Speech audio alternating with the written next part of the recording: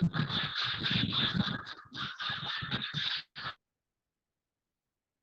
है, thank you. आज मैं कहीं पे बैठा हूँ। आवाज का मैं तो बता देना। नमो विष्णु पादा या कृष्णा आवाज पृष्ठा। ठीक आ रही है प्रभु जी आपकी फिलहाल? नहीं आ रही? आज आवाज क्लियर है प्रभु जी, ओके। ठीक है। नमो विष्णु पादा या कृष्णा पृष्ठाय भूतले श्रीमते भक्ति वेदांत स्वामी निति नामिने। नमस्ते सरस्वते देवे गौरवाणी प्रचारिणे निर्विशेषा शून्यवादी पाश्चात्य देश तारिणे। जय श्री कृष्ण चैतन्य प्रभु नित्यानंद श्री अद्वैत गदाधर शिवासादि गौर भक्तवृंद। हरे कृष्णा कृष्णा कृष्णा हरे हरे, हरे राम राम राम हरे हरे। अच्छा, मेरे को एक बार बताएंगे डिवोर्स मैंने कहाँ तक कराया था? मुझे पता नहीं, कि शायद एक हफ्ते से ऊपर हो गया क्लास लिए बिना। तो मुझे जो बताया था अर्जुन प्रो ने कि 16वें चैप्टर से शुरू करना है आज। मैं ठीक हूँ अगर आप कहें तो? जी जी प्रभु। ठीक है जी प्रभु जी, 16 से करना जी। बाकी सब सहमत 16। है? मुझे थोड़ा सा डाउट है जी, बट फिर भी 15 तक हमने 16 से ही खत्म करना किया प्रभु। था। नहीं, फिर भी और कोई भी बोल ले। मुझे थोड़ा सा डाउट है अपने ऊपर कि मैंने 15वां पूरा करा दिया था कि नहीं कराया था। एक बार आप धरती माता जी, आपको याद है कुछ कि हमने कहाँ तक यस करा प्रभु लास्ट वर्ष? जी, 15 चैप्टर का लास्ट श्लोक आपने फल श्रुति भी बताया था, वो कंप्लीट हो ये गया। 15 का ठीक है। तो 16वें से शुरू करते हैं। पूजा माता जी ठीक कह रही है? ओके, मेरे को पता नहीं क्यों डाउट लग रहा है कि मैंने ऐसे शायद नहीं कराया होगा, पता नहीं। बट फिर भी, क्योंकि मुझे याद नहीं है, हालांकि मैंने मार्क कर रखा है, लेकिन उसका मतलब ये नहीं कि मैंने वो करा रखा है। ठीक है, आप कहते हैं मैं 16वें चैप्टर से शुरू करा। तो पिछले चैप्टर में जो आया था, मैं अब समराइज तो नहीं कर रहा। आपको स्क्रीन दिख रही है मेरी? ठीक है। तो पिछले चैप्टर प्रॉपर इसका इसका इंट्रोडक्शन बताएंगे। पिछले चैप्टर बताया था हमने बरगद के पेड़ के बारे में। वृक्ष क्या नाम है, वट वृक्ष, बैनियन ट्री बेसिकली, जो इंग्लिश में नाम पता है बैनियन ट्री।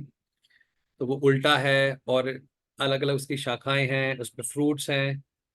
तो उसके फ्रूट्स को, जो उसमें फल हैं, उसको यहाँ पे भगवान और बता रहे हैं कि, और प्रॉपर इस चैप्टर का लिंक दे रहे हैं कि भगवान ने 15वें चैप्टर के बाद 16वां चैप्टर क्यों शुरू किया। मतलब, तो जब जो वृक्ष के बारे में बताया था कि भौतिक जगत आध्यात्मिक जगत की विकृत छाया है, परवर्टेड रिफ्लेक्शन है। विकृत छाया मतलब उल्टा है। जैसे एक वृक्ष पानी के किनारे पे खड़ा, वो पानी के किनारे पर है और खड़ा है जैसे वृक्ष है, तो उसकी छाया पानी में पड़ती है। तो जो छाया है वो वृक्ष नहीं है। पानी में जिसकी छाया, जो छाया पड़ रही है वो वृक्ष नहीं है। उसी प्रकार भौतिक जगत आध्यात्मिक जगत का ये तुलना होती है कि जो भौतिक जगत है आध्यात्मिक जगत की विकृत परछाई है। तो उस परछाई के हिसाब से जो हमने कई सारी उपमाएं देखी थी 15वें चैप्टर में कि वृक्ष की टहनियाँ क्या है, उसके फल क्या हैं। तब यहाँ पे फल के बारे में बता रहे हैं। तो दो तरह के फल है उस वृक्ष में। तो पहले 15वें चैप्टर में भगवान ने बताया था कि कैसे इस जगत से वैराग्य लेना है और निकलना है। ठीक है। और उस वृक्ष से दो तरह के फल हैं, अच्छे फल और बुरे फल। अच्छे फल क्या है? दिव्य गुण। अब उन दिव्य गुणों के बारे में भगवान बताना शुरू करें। तो ये जो कंटिन्यूशन जो चल रहा है, जो आगे बात चल रही है, पिछले अध्याय से चल रही है। और उस पे भगवान ने वृक्ष की जो तुलना करी थी इस भौतिक जगत से, उसमें तो दो फल हैं। दो फल कौन से? अच्छे फल और बुरे फल। अच्छे फल क्या है? देवी गुण। और बुरे फल क्या है? कौन से गुण है? कोई बताना चाहेगा बुरे फल कौन से हैं? आसुरी। आसुरी गुण, है ना? तो भगवान उसी के बारे में, दिव्य गुण के बारे में, आसुरी गुण के बारे में आज बताएंगे। मैं भी निकाल लेता हूँ, एक सेकंड।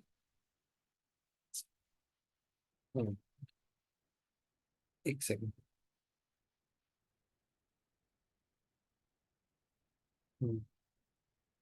हाँ। तो भगवान ने उसमें वहां पे फ्रूट्स नहीं बताए थे, वहां पे फलों के बारे में बताया था 15वें अध्याय में। अब यहाँ पे फलों के बारे में बता रहे हैं उस वृक्ष के, है ना? और भगवान ने 15वें अध्याय में क्या बताया था कि एक ऐसा वृक्ष है, भौतिक जगत कैसा है, जो उल्टा है और इसको कैसे काटना चाहिए। भगवान ने क्या बताया था? वैराग्य। वैराग्य की हाँ, वैराग्य क्या की था? शस्त्र असंग शस्त्रेण दृढ़ेन चित्त, है ना, वैराग्य के उससे उसको काटना। तो शुरुआत करते हैं, एक सेकंड। हाँ जी, एक सेकंड ले बस मैं विराम।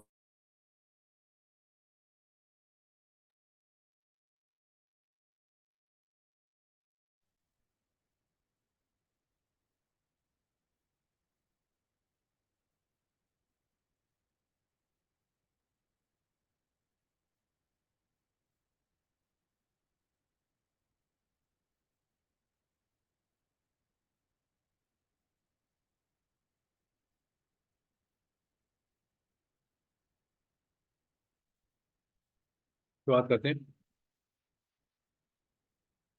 श्री भगवान श्री भगवान उवाचा, भगवान कह रहे हैं कोई पढ़ना चाहेगा इसकी ट्रांसलेशन? 16 चैप्टर का पहला श्लोक।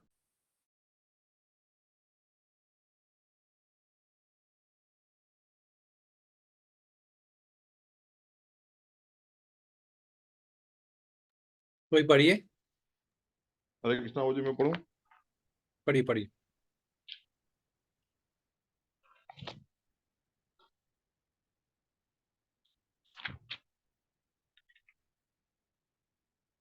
संस्कृत भी पढ़ूं प्रभु जी, खाली तर्जुमा पढ़ूं? सिर्फ संस्कृत छोड़ के पढ़िए, वैसे ही पढ़िए। ठीक ठीक। तर्जुमा। परम पुरुष भगवान ने कहा, ये भरत पुत्र, नरभिता, बेखौफी, आत्म शुद्धि, आध्यात्मिक ज्ञान का अनुशीलन, दान, आत्म संयम, यज्ञ सरंजाम देना, वेद अधीन, तपस्या, सरलता, सादगी, अहिंसा, सत्य, क्रोध, वहनता, त्याग, शांति, नुक्ताचीनी से गुरेज, जीवों पर करुणा, लोभ से छुटकारा, भद्रता, शफकत, लज्जा, हया, संकल्प, जोश, माफ करना, बर्दाश्त, सफाई, ईर्ष्या और सम्मान की अभिलाषा से मुक्ति तमाम देवी गुण हैं जो देवी प्रकृति से संपन्न देव तुल्य इंसानों में पाए जाते हैं। 15 अध्याय के शुरू में इस भौतिक जगत के बरगद के दरख्त को बयान किया गया था। इससे निकलने वाली जायद जड़ों की तुलना जानदारों के शुभ और अशुभ कर्मों से की गई है। 9वें अध्याय में भी दसवस, देवस या देवी और असुर और गैर खुदाई या शैतानी बयान किए गए हैं। अब वेदक अनुष्ठान के मुताबिक सतुगुण में किए गए तमाम कार्य मुक्ति पथ प्रकृति पर तरक्की करने के लिए शुभ माने जाते हैं और ऐसे कार्य देवी प्रकृति यानी फितरती तौर पर दिव्या कहलाते हैं। जो लोग इस पर देवी प्रकृति में कायम होते हैं वो मुक्ति पथ पर तरक्की करते हैं। इसके बरक्स रजगुण और तमगुण में सरगर्म लोगों के लिए मुक्ति का कोई इम्कान नहीं रहता। इन्हें या तो मनुष्यों की तरह इस मानव दुनिया में रहना होता है या फिर वो जानवरों की योनियों के दरमियान इससे भी कमतर जिंदगी की सूरत में उतर आते हैं। इस 16वें अध्याय में भगवान देवी स्वभाव और इसकी मतलब का गुण और एक असुरी सेकंड एक स्वभाव। सेकंड एक सेकंड एक सेकंड। तो ये आपने यहाँ तक पढ़ लिया ना, पूरा ट्रांसलेशन पढ़ा कि परवट भी पढ़ रहे हैं? ट्रांसलेशन तो पढ़ना है बस। जी जी, पढ़ लिया पढ़ बस, लिया। हाँ बस बस छोड़ दिए, बहुत महंगा, बस कहाँ पे है मुझे समझ नहीं आ रहा। इंग्लिश में लिखा है। तो भगवान यहाँ पे 26 गुण बता रहे हैं और प्रभुपाद इसको समझाएंगे। ये 26 गुण हर भक्त को विकसित करने का प्रयास करना चाहिए। और ये बता रहे हैं देवी गुण ये हैं जो पिछले अध्याय में पेड़ बताया था, भौतिक जगत जिस पेड़ की उससे तुलना की गई थी, उस पेड़ के अच्छे फल जिनको हर सज्जन व्यक्ति को अपने जीवन में लाने का प्रयास करना चाहिए। हर गुण का प्रयास करना, एक एक करके सब गुण पे चर्चा करते हैं। सबसे पहले आप बता रहे हैं कि देवी गुण कौन से हैं, जो जो वो क्रियाएं जो हम सत्वगुण के लेवल पे करते हैं। और आगे बता रहे हैं कि जो दिव्य दिव्य स्वभाव की है, ये गुण दिव्य हैं। भगवान बता रहे हैं देवी गुण, देवी प्रकृति भगवान की अंतरंगा शक्ति के कारण ये प्राप्त होते हैं। मैं सेवा करके होगा उसकी, उस प्रभाव के कारण ये प्राप्त होते हैं। तो पहला गुण लेते हैं सबसे पहले। हालांकि इस गुण की चर्चा प्रॉपर सन्यासी के लिए लिख रहे हैं, बट फिर भी हर भक्त के लिए जरूरी है। हर गुण प्रभात अलग अलग वर्णाश्रम के हिसाब से, हर किसी को डेडिकेट को, ये ब्रह्मचारी के हिसाब से, ये सन्यासी के, ये गृहस्थों के हिसाब से, ये वानप्रस्थ के हिसाब से। लेकिन हर गुण का हर किसी को प्रयास करना है, अ, हर भक्त के लिए जरूरी है। बता रहे अभय, अभयता, निडर होना, अभय होना। अभय व्यक्ति कैसे बन सकता है? जब तक उसको एक चीज पे विश्वास नहीं होगा तब तक उसका डर कभी खत्म नहीं हो सकता कि मैं कभी अकेला नहीं हूं, मैं कभी अकेला नहीं हूं, हमेशा कृष्णा मेरे साथ होते हैं। जब तक उसको इस बात का नहीं भरोसा होगा, व्यक्ति के मन से कभी डर नहीं जा सकता। प्रभात बता रहे क्योंकि सन्यासी को हमेशा भगवान की कृपा पर डिपेंड होना होता है, इसलिए वो अभय होता है। ये सन्यास की सबसे पहली क्वालिटी है कि जब कोई सोचे मैं, अगर कोई सोचे मैंने अरे घर बार छोड़ दिया तो मेरी रक्षा कौन करेगा, अगर उसके मन में ऐसा रहे वो सन्यास ना ले, फिर उसको पूरा होना चाहिए विश्वास कि कृष्णा ही मेरी रक्षा करेंगे, परमात्मा के रूप में है ना। और भगवान मेरे हृदय में सब कुछ देखने में क्या चाहता हूँ। और एक एक व्यक्ति को पूरा विश्वास होता है कि परमात्मा के रूप में कृष्णा जो हमारे अंदर बैठे हैं, मेरी अगर मैं उनके शरणागत हूँ तो मेरी पूरी रक्षा करेंगे। आई शैल नेवर बी अलोन, मैं कभी अकेला नहीं होता।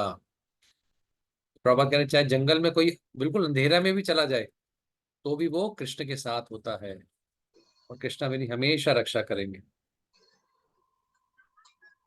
ठीक है, ये हो गया सन्यासी के लिए। और सभी को उसका अभय, ये इसका पालन प्रयास करना चाहिए कि कृष्णा मेरे साथ है।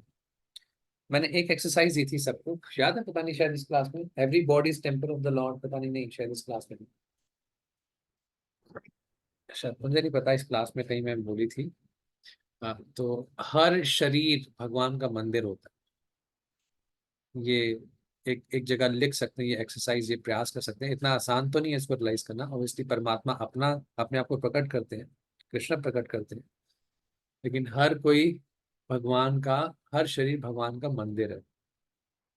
ये भगवान हर किसी के शरीर में वास करते हैं परमात्मा के रूप में। और रोज भगवान से एक प्रार्थना करें, उनका संग रोज हमें मिले, हर क्षण मिलता रहे। सो अगर प्रभात कह रहे हैं अगर कोई शरणागत है भगवान उसकी रक्षा जरूर करते हैं। दूसरा है सत्व शुद्धि रहती है ना।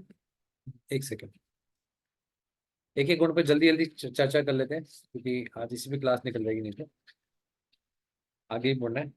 हाँ, सत्व संशुद्धि, और कई सारे नियमों का पालन करके सबसे पहले हमारा ये क्या कार्य है इस जीवन में कि अपने आप को शुद्ध करना। प्रॉपर सन्यासी के पॉइंट से देखना है, उसको स्त्री का इतना संग नहीं करना चाहिए, ज्यादा घनिष्ठ संबंध नहीं बनाना चाहिए। इस सन्यासी को अकेले में उसके साथ बैठने की अनुमति नहीं है, ये इसलिए ताकि वो अपने को शुद्ध कर सके। एक सेकंड, आगे। हम्म, ज्ञान योग है, योग व्यवस्थिति। हर किसी को प्राप्त कहते हैं कि आध्यात्मिक ज्ञान विकसित करना चाहिए, इसके अंदर बताना है। और हर किसी को इतना उन्नत होना चाहिए प्रॉपर लिखना है ताकि वो कृष्ण भाव का प्रचार कर सके, लॉजिक के साथ, सही समझ के साथ। तो तीन चीजें प्रॉपर बता रहे हैं। एक तो हो गया अभयता, निडर होना। दूसरा, अपने आप को शुद्ध करना और ज्ञान अर्जित करना। ये खासकर सन्यासी के लिए, और हम सबको इस पे प्रयास करना, खुद भी प्रयास करना। क्या? अभयता, अभय, शुद्धता, और तीसरा ज्ञान। ये तीनों का अर्जन करने का प्रयास। शुद्धता कैसे? कि नियमों का पालन करके, भक्ति साधना, भक्ति नियमों। और फिर आगे आता है चैरिटी, दानम। ये गृहस्थ भक्त का कार्य है कि कृष्ण भावनामृत की जो आगे वृद्धि के लिए, आगे इसके प्रचार प्रसार के लिए हर कोई दान दे। पापा देखते हैं 50% अपना जो भी कमाते हैं दान दे। यहाँ पे 50% का मतलब है कि ठीक है, जो आप कमाते हैं आपके घर में भी खर्चा होता है।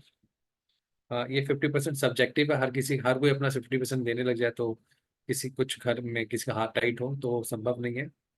जितना संभव हो सके आपके घर के खर्चे निकाल के जो भी है कुछ ना कुछ भगवान की सेवा के लिए निकालें।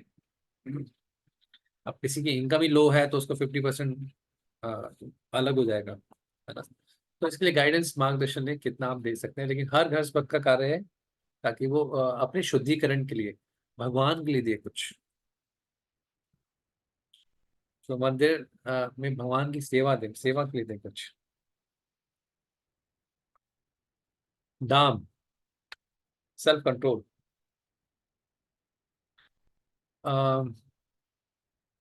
इसको प्रभात बता रहे हैं। हालांकि थोड़ा इस पे ग्रस्तों के लिए जो शारीरिक नियम है उस पर ज्यादा जोर दे रहे हैं कि संतान की उत्पत्ति के लिए ही ये शारीरिक संबंध बनाए जाए, इसके अलावा नहीं। और जो बच्चे संतान उत्पत्ति हो उनको कृष्ण भावना का पूरा प्रशिक्षण मिले। आगे तीसरा है यज्ञ। यज्ञ कौन सा यज्ञ? हमें इस कलयुग में संकीर्तन यज्ञ। प्रॉपर लिखते हैं हरे कृष्णा कृष्णा कृष्णा हरे हरे, हरे राम राम राम हरे हरे। इसका पालन करना है इस युग में। तो तीन चीजें आप बताइए। पहले तीन चीजें थी अभय, शुद्धि और ज्ञान का अर्जन करना।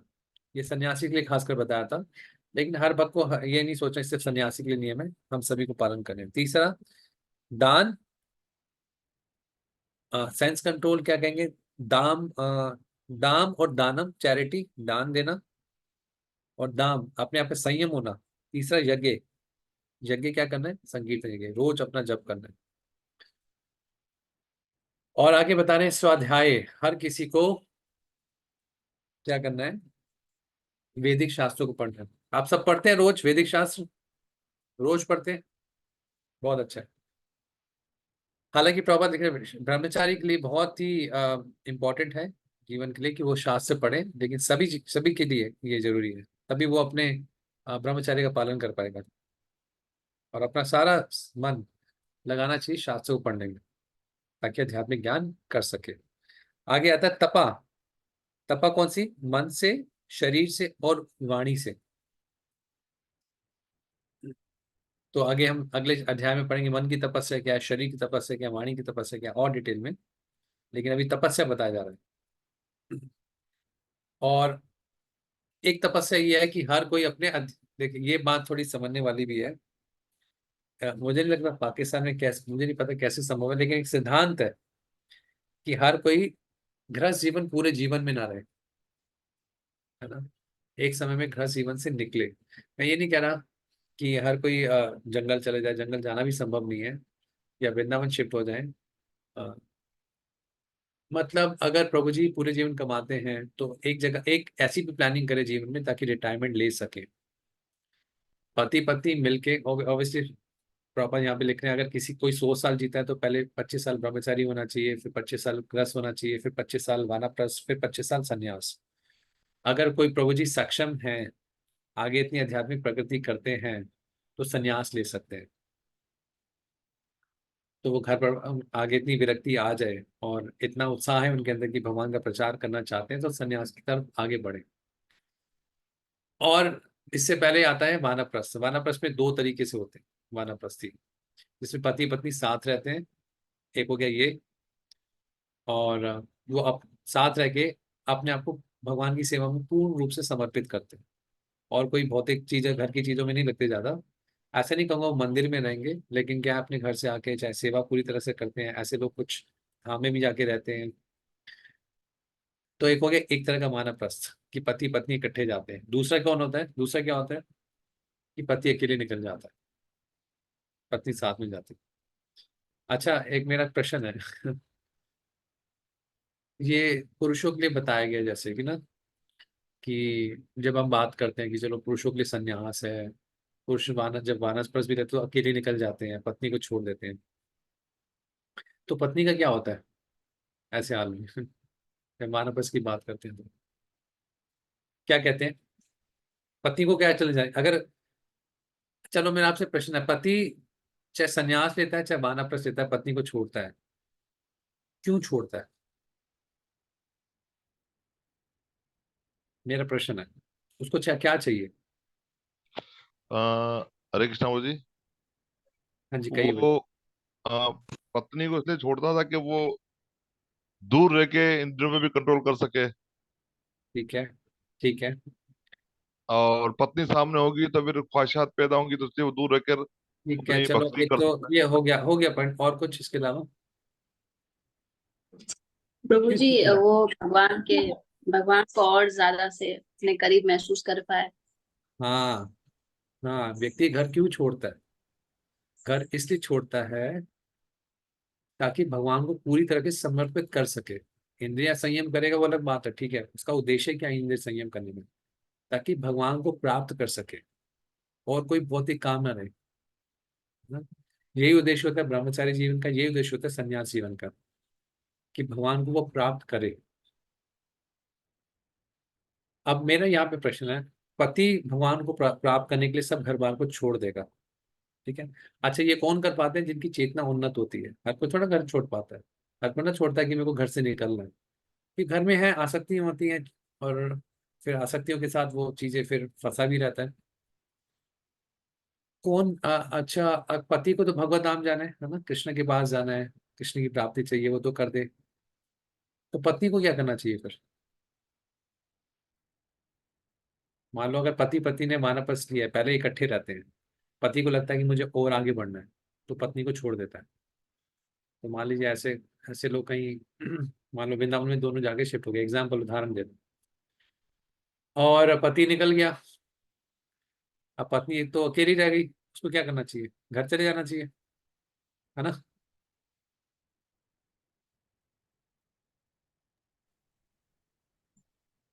क्या कहते हैं पूजा माता जी? हरे कृष्णा प्रभु। प्रभु उसको भी अपना जीवन जो है दोबारा जो है वो पूरा अपनी भक्ति में ही लगाना चाहिए, भगवान की सेवा में। अब पति तो चला गया तो अब उसके बाद अकेले अब तो रहना भगवान चाहिए, ही होते हैं उनके पास। अकेले रहना चाहिए उसको? भगवान है ना उनके साथ। अच्छा, भगवान जब है तो अकेले तो नहीं है। ओके। देखो पहली चीज क्या थी, मान लीजिए कोई पति पत्नी है, उम्र हो गई है, घर गृहस्थी सेटल कर दी है, अब दोनों को लगता है हमें भगवान की प्राप्ति करनी है, घर गृहस्थी से निकलते हैं, बच्चे बड़े हो गए, कुछ भी हो गए, जो भी हो गया, सेटल करके निकल गए, ठीक है, जिम्मेवारी पूरी करके निकल गए, जैसे भी सेटल किया एक प्लानिंग के साथ निकल गए। अब पति को लगा कि यहाँ पे भी इतना मैं भी किसी के साथ रह के ना बंद जाता हूँ, स्पीड कम है मेरी, है ना? आप किसी के साथ रहते हो स्पीड थोड़ी कम होती है, कभी कभार हो जाता, लग सकता है, अभी पूरा जोर भगवान पे नहीं लग पा रहा, तो वो निकल जाता है और संन्यास लेता है आगे, जमाना पर अकेले निकल जाता है कि बिना किसी आसक्ति के रहेंगे। उसको लगता है शायद पत्नी के साथ रहने भी एक बाधा है कृष्ण की प्राप्ति के लिए, तो वो निकल जाता है। अगर पत्नी उन्नत चेतना की नहीं होगी तो क्या करेगी? वो घर चली जाएगी, जिसको छोड़कर आई थी, जहां पे उसकी भक्ति नहीं हो रही थी, अगर उतना उन्नत चेतना की नहीं होगी तो वापस घर चले जाएगी, और रोज की वो किलकिल जो भी कह सकते हैं घर गृहस्थी की जो होती हैं चीजें, बस उसमें दिमाग का। अगर उन्नत चेतना की होगी तो वो घर वापस नहीं जाएगी, क्योंकि कृष्ण की प्राप्ति सिर्फ पति को नहीं करनी, पत्नी को भी करनी। आ, कृष्ण को प्राप्त करना हर किसी का अपना लक्ष्य होता है, अपना लक्ष्य होना चाहिए, और आ, और कैसे वो प्राप्त करेगा इसके लिए प्रॉपर प्लानिंग भी होनी चाहिए। कोई आपको कृष्ण प्राप्त करके नहीं देगा। अगर पति को कृष्ण चाहिए तो पत्नी की भी अपनी प्लानिंग होनी चाहिए कि कैसे वो कृष्ण प्राप्त करे, ठीक है। हरे कृष्णा जी। ऐसे ऐसे ऐसे समय में क्या होता है, अगर आप किसी भी पवित्र स्थान में देखें, खासकर भारत में कई सारी स्त्रियां होती हैं, विडो भी होती हैं, आपस में एक समूह बना के रहती हैं, अपना सेवा करती हैं। किसी भी पवित्र स्थान में देखें, चाहे वाराणसी चले जाइए, वृंदावन चले जाइए, आपको कई सारी ऐसी स्त्रियां मिलेंगी जहाँ पर जो उनका पति नहीं है या छोड़ के चले गए हैं, वो घर नहीं जाती, वो कुछ कुछ किसी आश्रम में रह के सेवा करती हैं, या फिर वहीं पे आसपास कुछ ना कुछ उनका एडजस्टमेंट कैसे भी हो सकता है। मैं नहीं कह रहा कि वो आश्रम में रहेंगी, कैसे भी रहेंगी, वो किसी ना किसी तरीके से ऐसे एडजस्टमेंट करेंगी ताकि वो भी कृष्ण को प्राप्त कर सके, फुल टाइम सेवा कर सके, क्योंकि attaining Krishna is one's personal ambition. हर किसी का अपना लक्ष्य होना चाहिए कृष्ण को प्राप्त करने का, है ना? पति प्राप्त करने के लिए अपने प्रोग्राम बना रहा, संन्यास लो ये कर, पत्नी कहाँ जाएगी? तो हर किसी का अपना व्यक्तिगत लक्ष्य होना चाहिए कृष्ण को प्राप्त करने का, और उस लक्ष्य को देखते हुए खुद अपने आप का एक प्रोग्राम बनाना चाहिए कैसे प्राप्त करना है कृष्ण। तो एक तरीका भगवान के शास्त्र के हिसाब से, चलो पति ब्रह्मचारी नहीं रहे, चलो गृहस्थ में पता लगा, चलो आगे वानप्रस्थ बढ़ते हैं, फिर संन्यास की तरफ भी आगे बढ़ते हैं। तो ये जब बातें हैं, ये थोड़ा सा लगता है शायद मुश्किल या ऊपर की लगे, अरे संन्यास लेने की बात है, हम तो कभी सोचा नहीं संन्यास लेंगे, अच्छा वानप्रस्थ की बात है, कभी सोचा नहीं। लेकिन ये एटलीस्ट किसी न किसी जीवन के स्टेज पे पता लगना चाहिए कि ये भी करना है। अब जो इस संसार में जो है समाज फैलाया हुआ, उसको वाइंड अप भी करना है ना, क्योंकि ये हमारा आखिरी जीवन होना चाहिए कृष्ण के लिए, मतलब इस भौतिक जगत में। इसके बाद हमारा दोबारा जन्म नहीं होना चाहिए। आप 15 बार अध्याय पढ़ेंगे, उसका एक ही सार है, दोबारा जन्म नहीं लेना जगत में। चलो ऐसे कार्य करें, सीधा यहाँ से भगवत धाम जाना है और कहीं वापस नहीं आना, कोई आसक्ति यहाँ की बची नहीं रहनी चाहिए। इसलिए व्यक्ति वैराग्य लेता है, हाँ, त्याग के मार्ग पे चलता है, घर गृहस्थी को छोड़ता है। एक जिम्मेवारी जहां तक है समझ आती है। अच्छा, मैंने शायद ये बताया था, मैं अपने वरिष्ठ से सुना था ऐसे। तो मान लीजिए कहते हैं ना कि घर गृहस्थी में सास बहू की आपस में नोकझोंक होती है, हर घर में होती है। हाँ, और सास का ऐसा कहना होता है कि बहू की सेवा करनी चाहिए, मैंने शायद पहले बताया था, शायद बताया। सास चाहती है कि बहू सेवा करे, बिल्कुल सही बात है, बहू को सेवा करनी चाहिए, लेकिन कब तक, कब तक करनी चाहिए? सास और ससुर को भी तो निकलने की कोशिश करनी चाहिए ना, जब घर परिवार सेटल हो गया, आगे वो भी अपने आध्यात्मिक मार्ग के लिए आगे बढ़े। तो पहले ऐसे सिस्टम होता था, अपनी प्लानिंग पहले से करके रखते थे।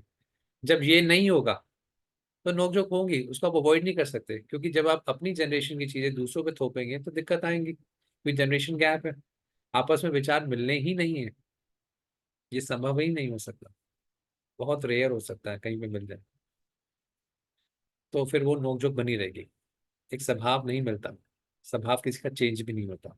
इसलिए बड़ों का ये होता है कि अपना एक अलग एडजस्टमेंट कर लें, अपने बारे में सोचें, अब घर गृहस्थी सब कुछ सेटल हो गई है, अब इसकी चिंता ना करके हमें भगवान इस जीवन में मिलेंगे, ये कैसे इसकी चिंता करनी चाहिए, और इसकी शुरुआत आज से होनी चाहिए। चाहे कोई यंग है, अपनी प्लानिंग करके रखे कितने साल में रिटायर होना है। यहाँ पे तो प्रॉपर कहते हैं 75 साल की उम्र में रिटायर हो सकते हैं, लेकिन वो तब जब व्यक्ति 100 साल जिए, हमें थोड़ा गारंटी है हम 100 साल जाएंगे, 80 साल 70 साल, ये मैक्सिमम उम्र होगी, 70 साल 75, हमारे टाइम तक 70 75 आगे जो भी चल रहा है, जिस प्रकार से पॉल्यूशन जो भी बीमारियां चल रही है, ये भी मैक्सिमम 70 साल। तो उसके हिसाब से कब रिटायर हो जाना चाहिए? 35 साल में। आपको टाइम तो चाहिए ना कृष्ण का साक्षात्कार करने में, ऐसे तो ना एक दिन में हो जाते हैं, कड़ी मेहनत भक्ति में करने के बाद भी कृष्ण का साक्षात्कार मुश्किल हो जाता है। इतना आसानी से कृष्ण अपने आप को प्रकट नहीं करते किसी सामने, या अपनी अपनी या कहते हैं ना, या रिवील नहीं करते, धीरे धीरे करते हैं कृष्ण, इंटेंसिटी भी मैटर करती है, तो टाइम चाहिए होता है ऑब्वियसली उस भक्ति को उतना करने के लिए। तो 30 35 साल भी, उसमें से बुढ़ापा भी तो आ गया ना, 60 साल 65 साल में, तो स्पीड भी कम हो जाती है, स्मरण शक्ति भी कम होती है।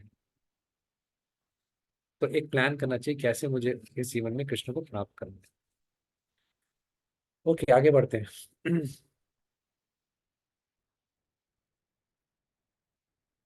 तो यही चीज प्रॉपर लिखना है, 4 जीवन की स्तर है, 25-25% लाइफ वानप्रस्थ ब्रह्मचारी ऐसे संन्यास के रूप में व्यक्ति को बितानी चाहिए। इसके बाद बता रहे हैं आर्जवम, बिल्कुल सीधा सरल होना चाहिए व्यक्ति को, स्पष्ट होना चाहिए, स्पष्ट बात करनी, यानी कोई आगे दोगलापन ना हो, स्पष्ट बात करनी आनी चाहिए व्यक्ति को। आगे कह रहे हैं अहिंसा का, अहिंसा बता रहे, अहिंसा का मतलब किसी के जीवन में जो उसकी जो प्रगति हो रही है उसको ना रोके, जैसे किसी की उम्र है हम उसको बीच में मार दें, मीट ईटिंग के ऊपर बता रहे हैं प्रॉपर यहाँ पे। सत्यम, हमेशा सत्य बोले, और सच को तोड़े ना अपने फायदे के लिए, ये बता रहे। आगे अक्रोधस, क्रोध नहीं करना, अगर चाहे कोई परेशान भी करे उसको सह लो, कोई बात नहीं। जैसे ही व्यक्ति क्रोध करता है, प्रभावत कहते हैं उसका पूरा शरीर दूषित हो जाता है, और जो क्रोध होता है किससे निकलता है? रजोगुण से निकलता है, और किससे? काम वासनों से, बहुत ही काम वासनाएं हो सकती हैं, सिर्फ सेक्सुअल डिजायर नहीं, बट संसार में भोगने की वासना जब नहीं पूरी होती है तो क्रोध आता है। और कैसे इसको कंट्रोल किया जाता है? व्यक्ति को दिव्य स्तर पर आना पड़ेगा। ऐसा हर किसी के बस की बात नहीं है, अपने गुस्से को रोक ले। फॉल्स ईगो बहुत होती है, निकल कर आती है। किसी को अपैशुनम, अपैशुनम का मतलब आगे बता रहे हैं क्या? कि किसी के अंदर गलती अननेसेसरी टोका टाकी नहीं करनी चाहिए किसी चीज में। भगवान बता रहे हैं, देवी गुण अननेसेसरी नहीं करनी चाहिए। अगर कोई गलत है तो बताना चाहिए, अननेसेसरी किसी को नहीं कहना चाहिए। और हिरी बता रहे हैं कि गलत कार्य नहीं करना चाहिए, जेंटल होना चाहिए, सभी जीवों के प्रति दया दिखानी चाहिए।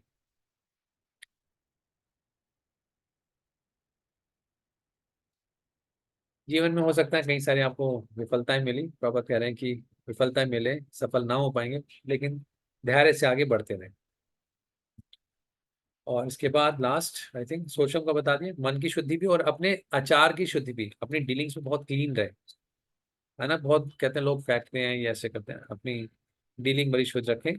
खासकर बिजनेस की डीलिंग भी जितनी ऑनेस्ट हो उतना अच्छा है।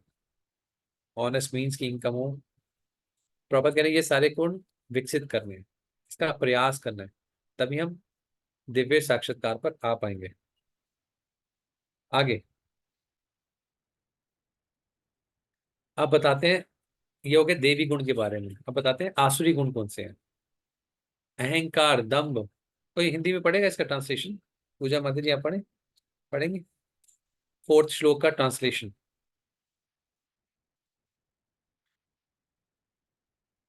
क्लास हम 10 बजे से पहले करेंगे, मतलब खत्म। मैं थोड़ा सा थक जाते हैं। तो मैं पढ़ूं? हाँ जी, पूजा माता जी।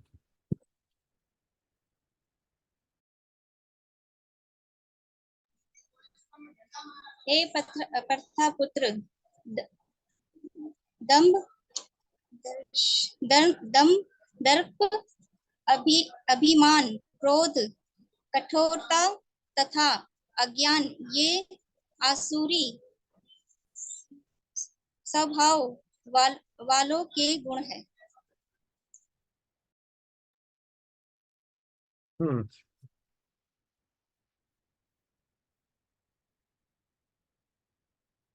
प्रॉपर लिख रहे हैं। किसी को नरक जाना तो कैसे, ये यहाँ पे लिखा हुआ है। उसको बड़ा अभिमानी दिखाना चाहिए अपने आप को। आगे लिखते हैं, जो नरक जाने के गुण जो इस ट्रांसलेशन में लिखे हैं, इसमें जो आपने पढ़ा माता जी ने भी, जिनको अपनी विद्या का इंकार होता है, और ऐसे लोग जो बड़े पैसे का इंकार होता है मतलब, उनको वो हमेशा गर्वित रहते हैं। वो चाहते हैं हमारा हमेशा कोई सम्मान करे। सम्मान जनीय होते नहीं है, लेकिन वो चाहते हैं हमको, हमें हर कोई पूजे, सम्मान करे। छोटी छोटी बातों पे बड़े गुस्से हो जाते हैं, बड़े गलत तरीके से बोलते हैं। उनको पता नहीं क्या करना है क्या नहीं करना, बिल्कुल अपने मनमाने मनमाने तरीके से कार्य करते हैं, किसी बात नहीं सुननी। तो उनकी यहाँ पे बात करी जा रही है, ये है आसुरी गुण। और प्रभात करें ये इनऑस्पिशियस क्वालिटीज है, ये आसुरी गुण है, जिससे हमेशा जीवन में अमंगल होगा। हर चीज का इंकार रखना, हर चीज का घमंड रखना, किसी को समझना नहीं, किसी की बात नहीं माननी। अब क्या कहते हैं आगे, कि जो देवी गुण है उससे मुक्ति का मार्ग प्राप्त होता है, मुक्ति होती है। और जो आसुरी गुण है उससे व्यक्ति संसार में बंधता है। फिर कहते हैं हे अर्जुन, आपके अंदर सारे देवी गुण है। क्योंकि अर्जुन को डाउट हो गया कि मैं भी लड़ाई करने वाला हूँ, मैं भी असुर तो नहीं हो गया। भगवान कह रहे नहीं नहीं, आप असुर नहीं हो, आपके अंदर देवी गुण है। क्योंकि अर्जुन के मन में ये डाउट आता है कि मैं मारूंगा सबको, लोगों को यहाँ पर तो लड़ाई करना तो गलत हो गया, अहिंसा करनी चाहिए। कहा, नहीं नहीं, आप देवी गुण करें, क्योंकि आप अपने आप से लड़ाई नहीं कर रहे, आप अथॉरिटी के अंदर लड़ाई कर रहे। हम्म, आगे भगवान बताते हैं हे अर्जुन, इस दुनिया में दो तरीके के लोग होते हैं, सुर और असुर। मैंने आपको जो देवी गुणों के बारे में पहले से बता दिया, अब मेरे से आसुरी गुणों के बारे में पूछ सुनो। आसुरी गुण क्या होते हैं और डिटेल में भगवान बताएंगे। तो प्रभात कर रहे उनका एक ही क्राइटेरिया, वो शास्त्रों की बात नहीं मानते। एक ही बात है, कैसे कोई मान सकता है कोई असुर है? वो शास्त्रीय बात नहीं मानता। 7वें श्लोक में क्या कहते हैं कि जो असुर होते हैं उनको पता नहीं क्या करना है क्या नहीं करना, इसकी सूझबूझ नहीं होती। ना उनका आचरण ठीक होता है, ना उनके अंदर शुद्धि होती है, स्वच्छता का पालन करते हैं, ना उनका अच्छा बिहेवियर होता है, और वो कुछ सच नहीं बोलते। उनकी बातों में सच ढूंढना बड़ा मुश्किल है। ऐसे लोग असुरी होते हैं, ये असुरी गुण है। जब आप इन आशीष गुणों की बात सुने तो कई कई बार ऐसा लगे यार ये गुण तो हमारे अंदर भी है। ऐसा नहीं है, अगर हम भक्त बन रहे हैं तो सब कुछ अच्छे ही गुण होंगे हमारे अंदर। निश्चित रूप से भक्ति अच्छे गुण को लेके आती है, अच्छे गुण का विकास भी करना होता है प्रयास के द्वारा। लेकिन क्योंकि हम भौतिक जगत में जन्मों जन्म से रह रहे हैं, कई सारे आसुरी गुण भी दिखेंगे। हर किसी के अंदर अच्छे गुण भी हैं और बुरे गुण भी हैं। जिस गुण का वो विकास करेगा प्रयास के माध्यम से, वो गुण बढ़ते रहेंगे। प्रॉपर हर किसी को ध्यान रखिए, अपना शरीर साफ रखे। प्रॉपर इतना लगे नहा के ब्रश करके शेविंग, अपने अच्छे साफ कपड़े बदलें। ये ये तो हो गया भारी स्वच्छता के लिए। आंतरिक स्वच्छता के लिए हमेशा हमेशा प्रॉपर देख रहे ऑलवेज, हमेशा 24 घंटे कृष्ण का मंत्र चलते रहना चाहिए। Always remember the holy name of Krishna. ठीक है। हम्म, चलिए आगे। श्लोक नंबर 8। आसुरी गुण का, आसुरी गुण इस संसार के बारे में क्या सोचते हैं? आसुरी जो लोग होते हैं, असुर लोग क्या कहते हैं? ये संसार रियल नहीं है, ये तो बाय चांस आ गया। और क्या है, इसकी कोई फाउंडेशन नहीं है, इसका कोई आधार नहीं है, बाय चांस अपने आप संसार गए, भगवान इसका आधार नहीं है, कोई भगवान नहीं होते। ये संसार सिर्फ मैथुन जीवन के कारण हो रहा है। जो संतान की उत्पत्ति होती है उसको भगवान के कारण ही, मैथुन जीवन के कारण होती है। इस संसार की जो एक ही कोज है, क्या है? वो है वासनाएं। तो ये असुर लोग ऐसे विचार होते हैं, यहाँ पे भगवान बता रहे हैं। उनको नहीं पता होता कि ये जो संसार एक जो बनाया है किसी उद्देश्य के लिए बनाया है भगवान ने। उनका अपने अपने विचार होते हैं, जैसे कई सारे साइंटिस्ट हैं, उनको नहीं पता होता कि ये भगवान, साइंटिस्ट ये मानते हैं भगवान ने ये जगत नहीं बनाया, हमें ढूंढना है कैसे बनाया है।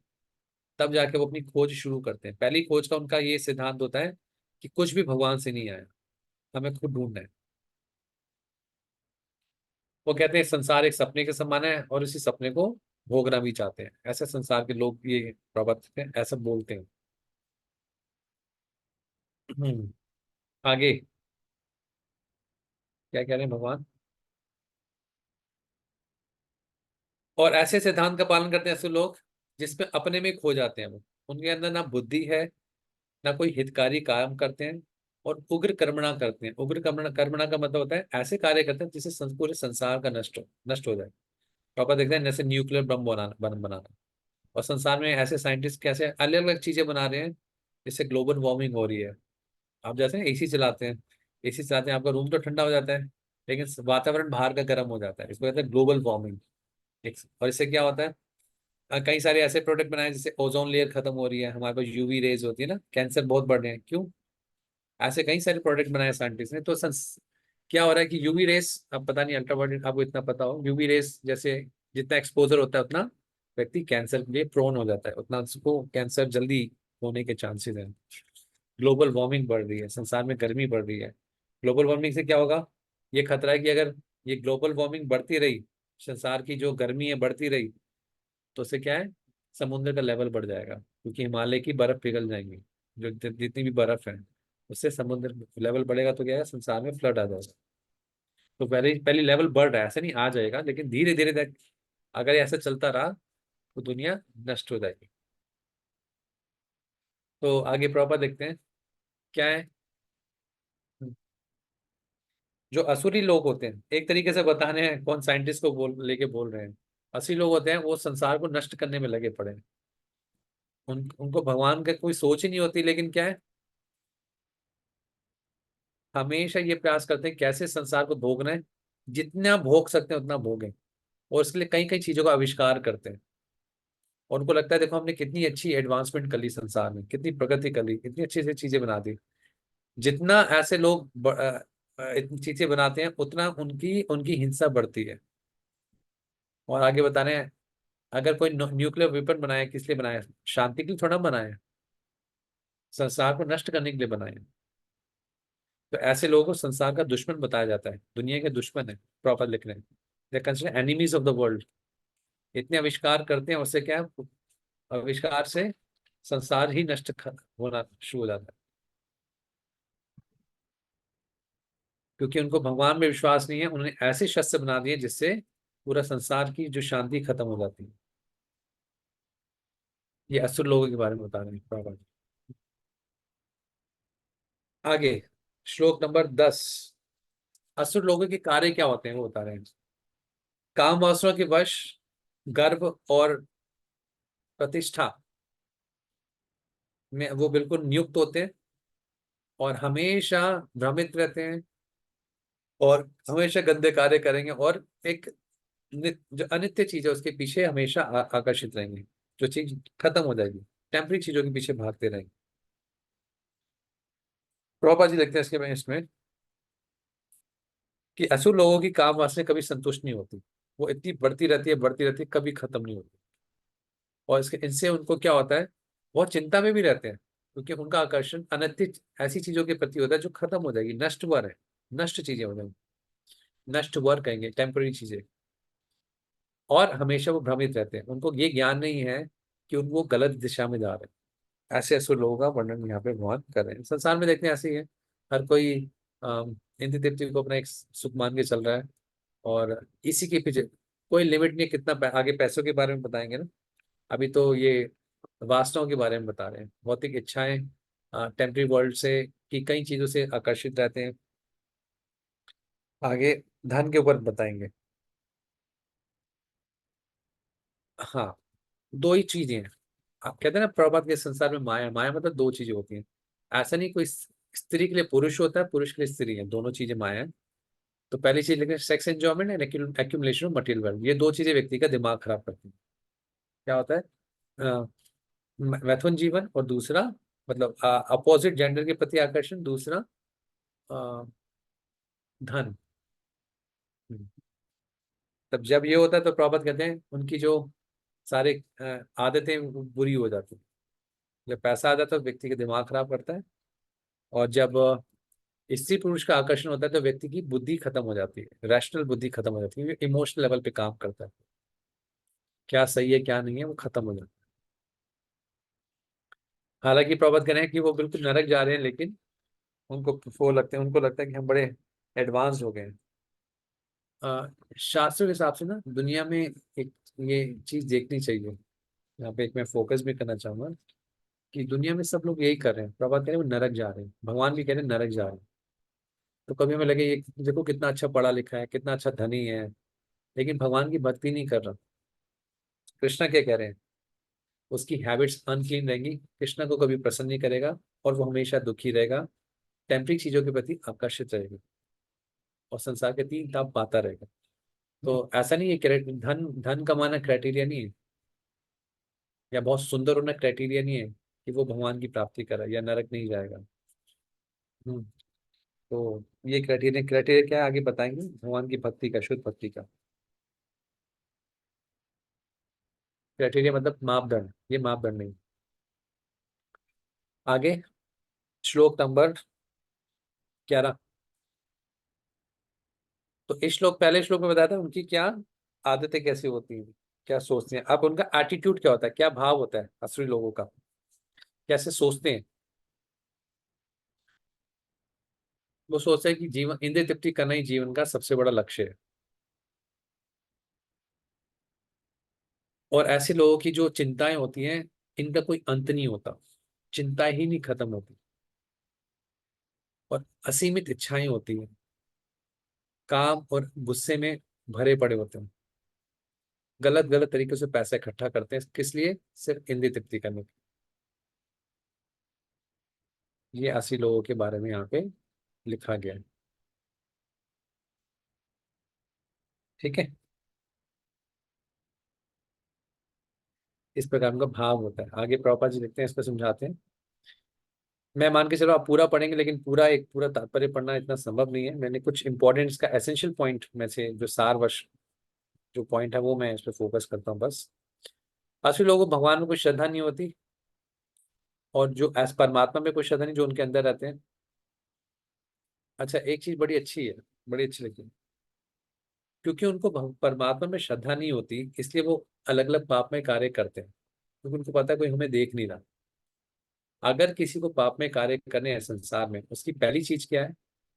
मुझे कोई नहीं देख रहा, है ना। तो ये क्योंकि उनको भगवान में विश्वास नहीं है, इसलिए अब कोई हमें देख नहीं रहा तो कुछ भी पाप करते रहो, कुछ फर्क नहीं पड़ता कौन देख रहा है, कौन सजा देगा, लेकिन हर कार्य के साक्षी होते हैं। आगे श्लोक नंबर 13 से 15 धन के बारे में बताते हैं। देखिए, दो चीजें बता रहे हैं, बार बार लस्ट आ रहा है, बार बार धन आ रहा है। ये दो चीजें संसार के लिए माया है। संसार में यही माया के सबसे स्ट्रॉन्गेस्ट सबसे जो मजबूत जो माया के हथियार है, यही होता है, एक एक स्त्री और एक धन। स्त्री के लिए पुरुष और धन। ऐसा नहीं सिर्फ स्त्री माया, पुरुष भी माया स्त्री के लिए। हाँ, एक असुरी व्यक्ति क्या सोचता है, देखो मेरे पास आज कितना धन है, ये मेरे योजना है, कल इतना ज्यादा हो जाएगा, इतने मेरे पास है, इतना ये बढ़ जाएगा और बढ़ता रहेगा बढ़ता रहेगा, ये मेरा दुश्मन है, मैं इसको मार दूंगा। होता है ना, मार देंगे या तो चलो ये दुश्मन मेरा हट जाए, वो भी मेरा दुश्मन है, इसको भी मार दूंगा, सब कुछ मेरे से चलना है, मैं ही भोग करूंगा, मैं बिल्कुल ठीक हूँ, मैं शक्तिशाली हूँ, मैं बिल्कुल खुश हूँ, मैं सबसे अमीर हूँ, मेरे रिश्तेदार भी देखो इतने अमीर हैं, कोई मेरे से ज्यादा शक्तिशाली और मेरे से ज्यादा कोई खुश नहीं है दुनिया में, मैं सारे यज्ञ भी करूंगा, है ना, दान भी करूंगा, और मैं खुश रहूंगा। तो भगवान बता रहे हैं ऐसा व्यक्ति इसी भ्रम में जीता है बस। क्या क्या, थोड़ा सा पैसे के बारे में सोचते हैं, कैसे अपने पैसे को बढ़ाते रहना है, बढ़ाते रहना है ना। दूसरा एक चीज इसमें अंदर सोचने वाली है यहाँ पर, भक्तों का कैसे होना चाहिए, असुर कैसे सोचता है, भक्त कैसे सोचता है। कोई हमारे काम में बाधा देना, हम तो कहते हैं इसका यार कुछ हो जाए ना, चला जाए। कोई ज्यादा हमें परेशान करता है, हमारे जीवन से निकल, इसका कुछ हो जाए, भगवान इसको कुछ कर लो। हाँ, एक भक्त कभी ना किसी का बुरा नहीं सोचता, कभी भी किसी का बुरा नहीं सोचता। एक साधु का कर्तव्य होता है, ये एक साधु का स्वभाव होता है, विश वेल फॉर एवरीवन। मेरे साथ कोई बुरा कर रहा है, ठीक है, मेरे कर्म होंगे। हालांकि ठीक है, पर्सनल लेवल पे व्यक्ति बुरा सह लेता है, लेकिन एज ए लीडर वो नहीं, वो एक्शन लेगा। लेकिन एक स्वभाव की बात कर रहे हैं बस यहाँ पर, इस पर ज्यादा डिटेल में चर्चा नहीं कर रहे, कि एक भक्त का कर्तव्य है कि वो हमेशा, चाहे उसके साथ कोई बुरा कर रहा है, चाहे वो बुरा होते देखे, उस व्यक्ति ने हमेशा भले के बारे में सोचा है।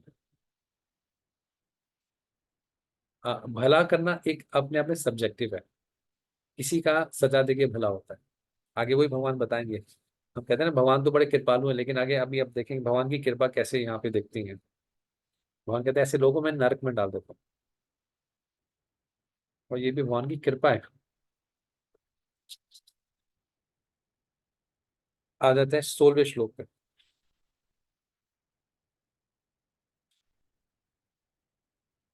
अनेक तरह की चिंताओं में और अपनी आशाओं में भ्रमित रहते हैं, इंद्रिय तृप्ति के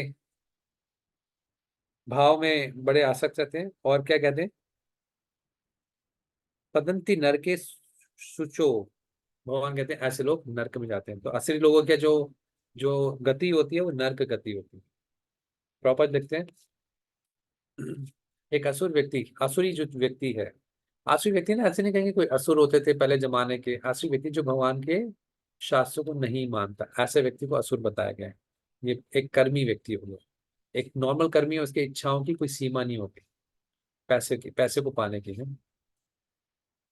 वो कितना पैसा लगे उसको कम है, 100 करोड़ भी, 200 करोड़, 500 करोड़, 1000 करोड़, कितना कमा ले सब कम लगता है, कोई लिमिट नहीं है। आज भी जैसे कोई बता रहे थे हमें, अंबानी जी, हमारे यहाँ पे अंबानी बहुत भारत में मशहूर है, सबसे अमीर व्यक्ति है, आज भी वो 18 घंटे काम करते हैं। No limit to his desire to car, कितना पैसा है, आगे पता नहीं कितनी पीढ़ियां खा लेंगी, लेकिन कोई लिमिट नहीं है। Unlimited desire to acquire money, जितना पैसा आ जाए, और उसको हमेशा बढ़ाने के बारे में सोचते रहते हैं कि कैसे और पैसा बढ़ेगा। एक्चुअली ना एक चीज मैंने बताई थी यहाँ पे, भक्तों को कितना पैसा चाहिए जीवन जीने के लिए, क्या कहते हैं यहाँ पे जो आसुरी गुण लिखा है, हमेशा चिंता करना, पैसा आना, पैसा आना, पैसा आना। भक्तों को कितना पैसा चाहिए जीने के लिए,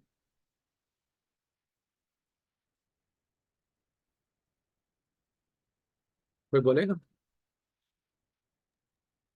भक्ति में बाधा ना है प्रभु जी, उतना पैसा चाहिए।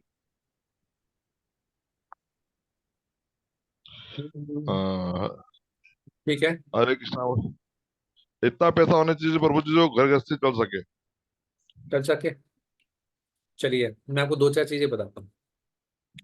हालांकि ये हर किसी को अपनी फाइनेंशियल प्लानिंग करनी चाहिए, क्योंकि जब तक फाइनेंशियल प्लानिंग नहीं होगी, जिससे पहले जो वानप्रस्थ के बारे में प्रॉब्लम बता रहे हैं, वो कभी ले नहीं पाएगा, है ना। हम्म, हम कहते हैं चलो हमारी नीड्स पूरी हो जाए। नीड्स में क्या क्या आता है? चाहे आप घर में बच्चे होंगे, बड़े होंगे, सबके मेडिकल खर्चे हो सकते हैं, स्कूल के खर्चे हो सकते हैं, डे टू डे खर्चे होते हैं अपने, है ना। आपके घर में जो भी, और भी हर किसी का अपने स्टैंडर्ड के हिसाब से खर्चा होता है, जो जिस परिवार में रहते हैं, जैसा उनका समाज है, एक अपने खर्चे होते हैं हर किसी के साथ, तो जिस स्टैंडर्ड के या क्लास या जिस स्टैंड ऑफ लिविंग जितना उनका होगा। कोई भी व्यक्ति अमीर ना ज्यादा पैसे कमा के नहीं बनता। कोई भी अमीर ज्यादा पैसे कमा के नहीं बनता, सेविंग करके बनता है। ज्यादा पैसे कमाना वेल्थ क्रिएशन का प्रिंसिपल नहीं होता। कोई कमा के उड़ा भी दे, वो नहीं है। पैसा आपको सटनली आपको सिक्योरिटी देता है, एक सिक्योरिटी देता है, हाँ, कि हमारे सारे खर्चे मिल जाएंगे, हमारी इच्छाएं, और सबको चाहिए होता है, कोई दिक्कत नहीं, ये सबको चाहिए। सिक्योरिटी के साथ पैसा आपको टाइम देता है। सबसे बड़ी चीज जो पैसा देता है आपको, वो टाइम देता है। कैसे? मान लीजिए अगर किसी के पास इतना पैसा है कि उसको 6 महीने काम करने की जरूरत नहीं है, तो यानी उस पैसे ने आपको 6 महीने का समय दे दिया कि आप 6 महीने आपको सोचने की जरूरत नहीं है। अगर किसी व्यक्ति के पास इतना पैसा है कि उसको 10 साल काम करने की जरूरत नहीं है, यानी उस पैसे ने उसको 10 साल दे दिए। अगर किसी के पास इतना पैसा है कि अगले 20 साल काम करने की जरूरत नहीं है, तो यानी उस पैसे ने आपको 20 या 30 साल दे दिए। ठीक है। आ, इसलिए फाइनेंशियल एडवाइस इसलिए चाहिए, और हर घर गृहस्थ को करना भी चाहिए, ताकि वो आगे जो एक प्लानिंग है वानप्रस्थ की हो सके। क्योंकि सेविंग करके व्यक्ति पैसा, वेल्थ जनरेट होती है, वेल्थ क्रिएशन सेविंग करके होती है, पैसा जमा करा जाता है ना। उसी तरह से प्लानिंग होती है। बहुत लोग होते हैं बहुत पैसे कमाते हैं, उड़ा भी वैसे देते हैं। हमारे एक रिश्तेदार है, बहुत पैसा कमाते हैं, हर महीने की सैलरी करोड़ रुपए है, हाथ में कुछ नहीं, उड़ा भी देते हैं। ज्यादा पैसा कमाना से पैसा नहीं आता, पैसा बचा बचा के आता है, सेविंग से होता है, सेविंग से पैसा इकट्ठा होता है, या कह सकते हैं फंड्स क्रिएट होते हैं। वेल्थ क्रिएशन सेविंग से होती है, ज्यादा पैसे कमाने से नहीं होती। तो व्यक्ति अपने खर्चे मॉडरेट करते हैं, जितनी लिमिट करके होके, ऑब्वियसली जैसे नीड है, जैसी जरूरत है, उसको तो पूरा करना ही है। हाँ, उसको तो पूरा करना ही है, साथ साथ सेविंग भी करें।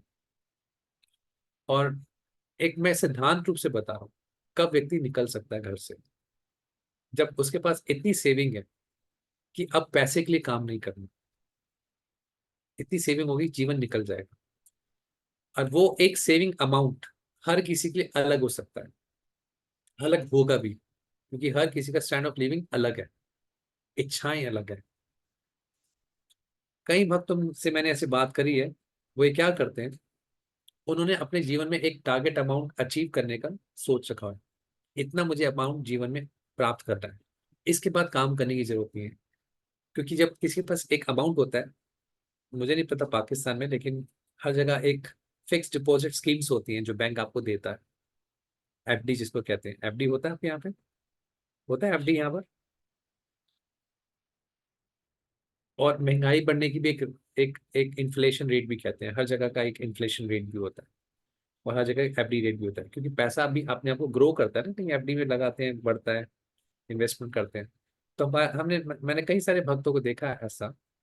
भक्तों को पैसा के लिए कैसे प्लानिंग करनी चाहिए कि वो एक अमाउंट अचीव कर सकें, ताकि जिसके बाद उनको आगे पैसे के लिए काम करने की जरूरत नहीं है, और सही समय पर एक प्लानिंग के हिसाब से रिटायर हो सके। अगर आपके संपर्क में ऐसे कोई लोग हैं जो फाइनेंशियल एडवाइस देते हैं, ऑब्वियसली हम उसमें एक्सपर्ट नहीं है, क्योंकि सारे मेडिकल खर्चे, इमरजेंसी खर्चे, बच्चों की पढ़ाई, बच्चों की कॉलेज, आज आपको एक अमाउंट अचीव हो गया तो सब कुछ हो जाएगा। से मैं कह रहा हूँ किसी के लिए अमाउंट 5 करोड़ हो सकता है इंडियन रुपीज या पाकिस्तानी रुपीज, जैसे किसी के लिए 2 करोड़ हो सकता है, कि व्यक्ति इस अमाउंट तक अपने आप को जब तक अचीव होता है तब तक प्रयास करे। कोई ऐसे भक्त या कोई ऐसे भक्त मार्गदर्शन करने वाले हों जिन्होंने ये किया हो अपने जीवन में, उनसे मार्गदर्शन जरूर लेना चाहिए, क्योंकि संसार से निकलना है ना। There is time for attachment. एक समय पैसे कमाने की होड़ होती है, उम्र होती है, और एक एक होड़ ऐसी भी होनी चाहिए जब इससे निकलने की भी होड़ हो। संसार को वाइंड अप करना है ना, फाइनली हमें अल्टीमेटली चाहिए क्या? कृष्ण चाहिए। ठीक है, तो बस इसमें कहेंगे ये भक्तों के लिए पैसों का ये है कि वो पूरे जीवन पैसे के लिए काम ना करें, अपने जीवन में सेविंग जितना अच्छा कर सकें, अपनी जरूरतों को मार के नहीं ऑब्वियसली, लेकिन अपनी बुद्धि लगा के कहाँ पे चीज सेव हो सकती है, क्योंकि अगर कुछ चीज सेव हो रही है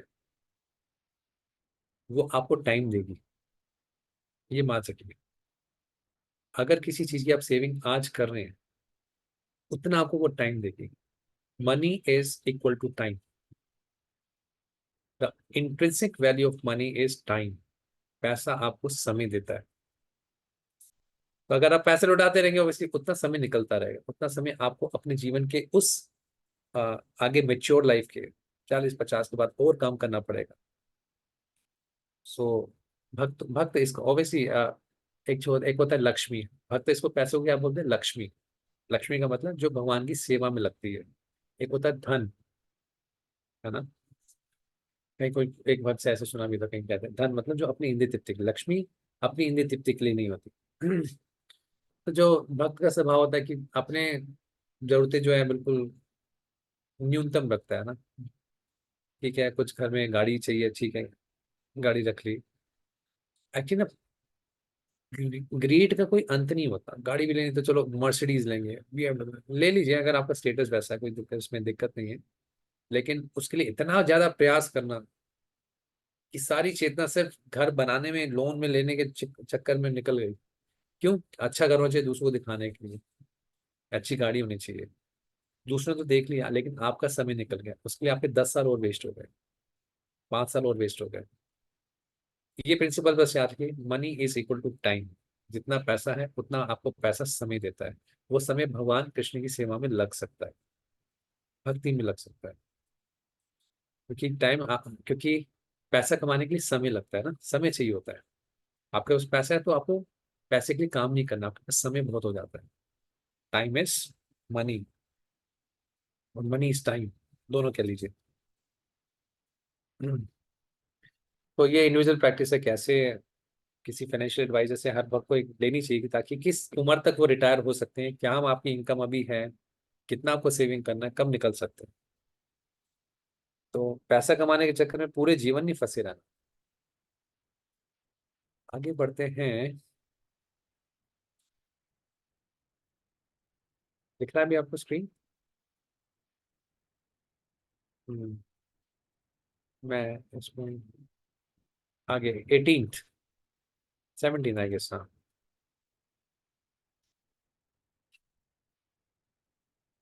एक सेकेंड, मैं जस्ट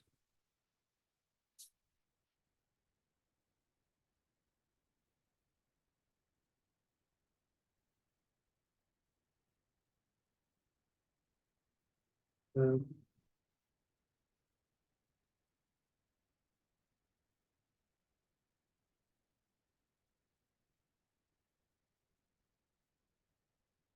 यहाँ पे एक कोई ट्रांसलेशन पढ़ेंगे इसको?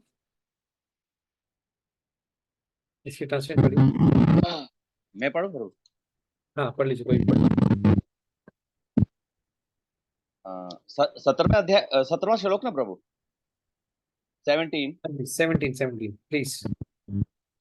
खुद को श्रेष्ठ मानने वाले और हमेशा घमंड करने वाले, दौलत और मिथ्या प्रतिष्ठा से मोह ग्रस्त लोग किसी विधि विधान का पालन किए बगैर कभी कभार सिर्फ नाम के लिए निहायत घमंड के साथ यज्ञ करते हैं। हम्म। तो ऐसे लोग हमेशा असभ्य रहते हैं। पैसे का, असुर लोगों का पैसे का इंकार होता है ना, बहुत इंकार होता है। मान, पूजा, लाभ, प्रतिष्ठा, इसकी इच्छा बड़ी बहुत होती है। दान भी करेंगे नाम कमाने के लिए कि हमने इतना दान दिया है, और कोई नियमों का पालन नहीं करते।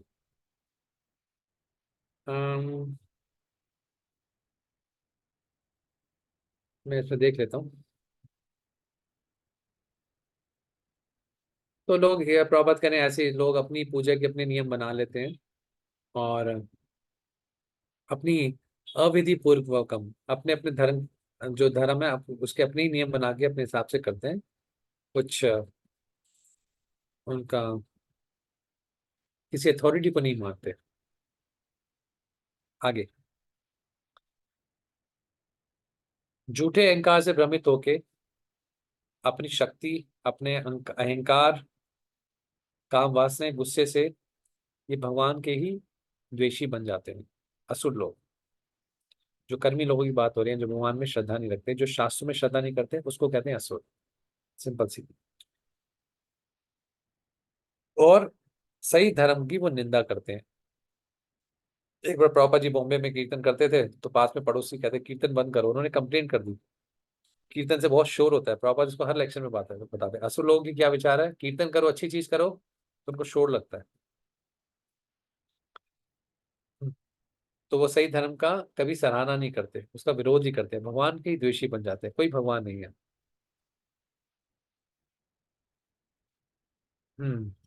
एक सेकेंड।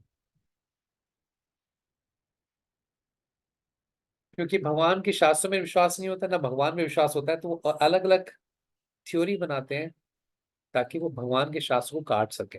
ऐसे लोग का संसार में कितने लोग कहते हैं गीता खराब है, भागवतम अ, अभी लिखी गई है 200 साल पहले। तो ऐसे असुर लोग। 19th। हाँ अब देखता हूँ, देखिए आप क्या करें।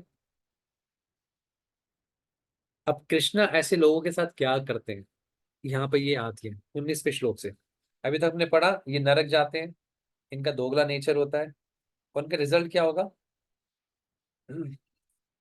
ये भगवान में द्वेष करते हैं, शास्त्रों में, शास्त्रों को द्वेष करते हैं, उनको काटते हैं। अब भगवान ऐसे लोगों के साथ क्या करते हैं, यहाँ पे भगवान बता रहे हैं कृष्णा, कि मैं ऐसे द्वेषी लोगों को, धूर्त लोगों को, जो मनुष्य में सबसे नराधम है, सबसे नीचे गिरे हुए हैं, इनको मैं असुर योनि में डालता हूँ, जन्मों जन्मों के लिए, हमेशा के लिए। भगवान कह रहे हैं हमेशा के लिए। ठीक है, इसमें एक एक चीज मैं आपसे पूछूंगा, पहले पढ़ लेते हैं इसमें प्रभुपाद जी ने क्या कहा है। चलो, अम, मेरा आपसे एक प्रश्न है यहाँ पे। कृष्णा क्या कह रहे हैं यहाँ पे, कि जन्म जन्मों के लिए ऐसे लोगों को मैं असुर योनि में डाल देता हूँ परपेचुअली। तो भगवान बड़े कृपालु हैं क्या? क्या लगता है भगवान बड़े कृपालु हैं। असुर लोगों को भगवान जन्मों जन्मों के लिए, परपेचुअली लिख रहे हैं यहाँ पे, मतलब हमेशा के लिए नरक में डाल देते हैं, असुर योनि में डालते हैं, आ ही ना सके। क्या कहते हैं, ठीक करते हैं भगवान, या ये ठीक है, भगवान कृपालु नहीं है क्या फिर?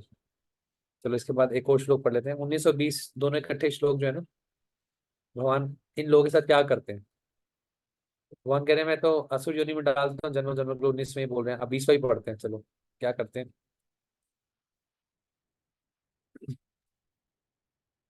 जन्मों जन्मों तक बार बार वो असुर योनि में जो बार बार जन्म लेते हैं, ओ अर्जुन, ये लोग मुझे कभी प्राप्त नहीं कर पाते, और हमेशा बहुत ही घिनौनी योनि में रहते हैं, घिनौने तरीके से रहते हैं। एक सेकंड। और ऐसे लोगों को कभी कोई मुक्ति मिलती नहीं है, भगवान लिख रहे हैं। अच्छा, अब मेरा आपसे प्रश्न है, क्या भगवान ऐसा करते हैं क्या?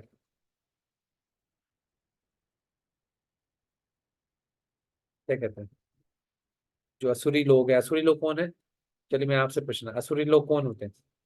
एक लाइन में कौन बताएगा?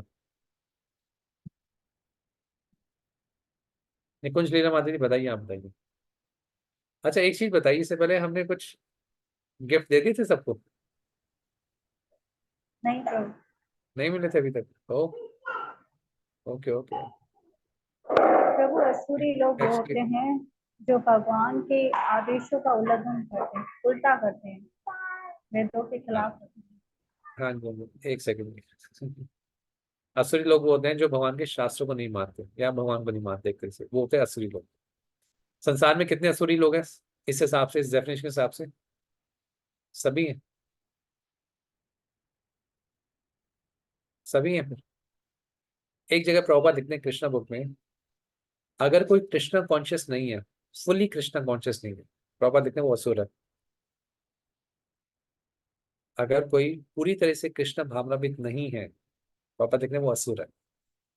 इस डेफिनेशन के हिसाब से मैं नहीं कहूंगा आप सब या मैं, वटेवर, मैं तो हूँ असुर, सब असुर हो जाते हैं। ये बात है तो है। One who is not fully Krishna conscious, he is a demon, Prabhupada Krishna book में लिखते हैं। सो ये तो बड़ी खतरनाक बात है। अब हमारे अंदर हम झांके तो असुरी गुण भी दिखते हैं, वो देवी गुण भी दिखते हैं। अरे भगवान क्या करेंगे हमारे साथ फिर? परपेचुअली नरक में डाल देंगे, मैं तो ऐसी योनि में डाल देंगे, कभी निकल ही नहीं पाएंगे। परपेचुअली मतलब हमेशा के लिए, परपेचुअली ऐसा, कास्ट फेंक देते हैं। ओ, क्या निवारण है?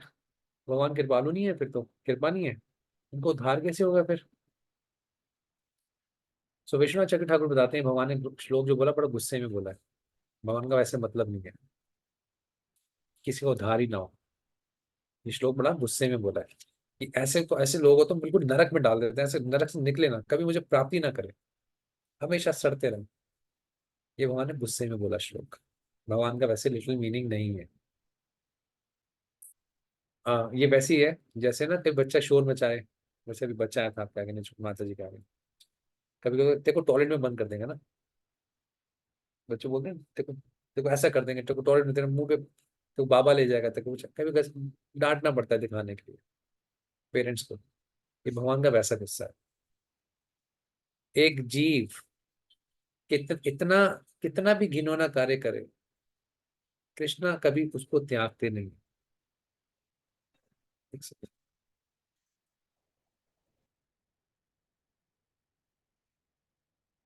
हाँ, कृष्ण का क्या स्वभाव है? एक जीव कितना भी घिनौना कार्य करे, कृष्णा उसको कभी त्यागते नहीं है। विश्वनाथ चक्र ठाकुर बताते हैं ये श्लोक भगवान ने बड़े गुस्से में बोला है। जैसे एक एक माता कभी बच्चे पे गुस्सा कर देती है, वैसे ही बात है। देख सकते हैं क्लास में।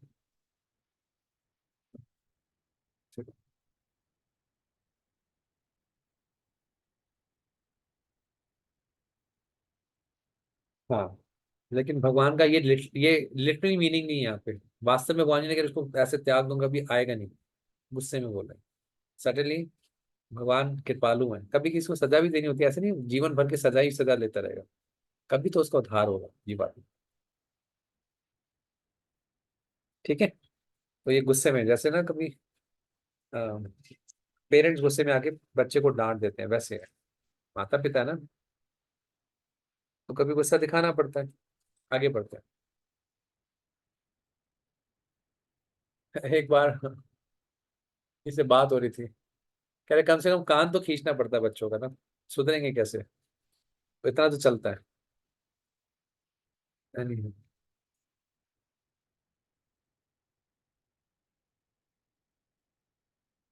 त्रिविधम नरके सेदम द्वारम नाशनम आत्मना, काम क्रोध तथा लोभास तस्मात् एतत्त्रयम् त्यजेत्। क्या कह रहे हैं भगवान अब? अगर किसी को नरक जाना है तो 3 कार्य अच्छे से करे। क्या? काम, क्रोध और लोभ। 3 gateway leading to this hell. हर बुद्धिमान व्यक्ति को इसको छोड़ना चाहिए ताकि अपने आप को आत्मा के पतन से बचा सके।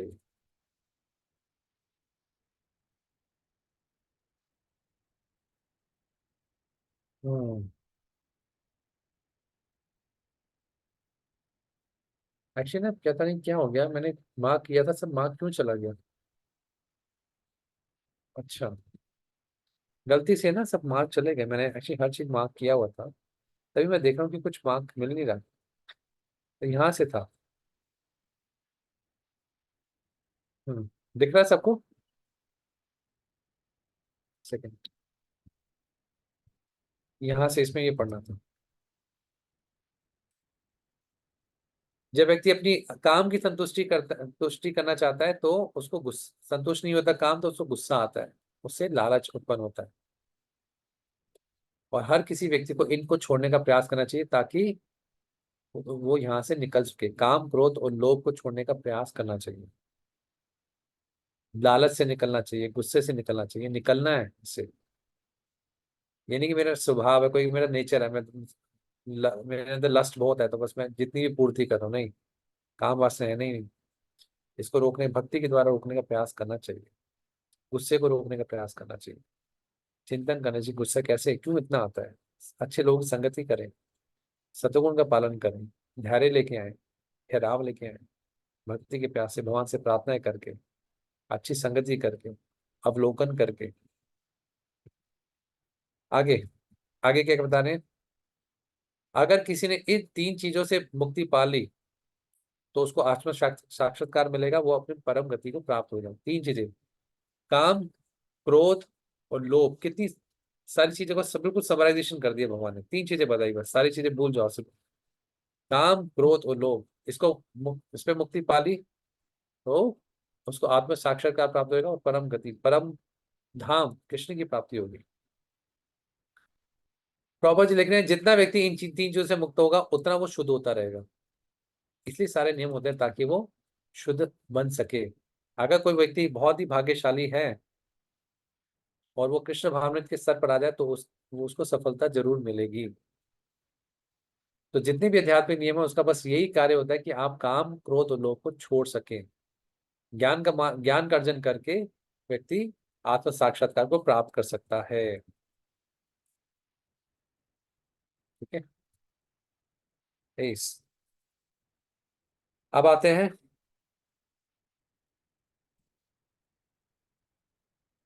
अब भगवान यहाँ पे शास्त्रों के बारे में बताते हैं। जो शास्त्रों को नहीं मानते उसके बारे में बताते हैं।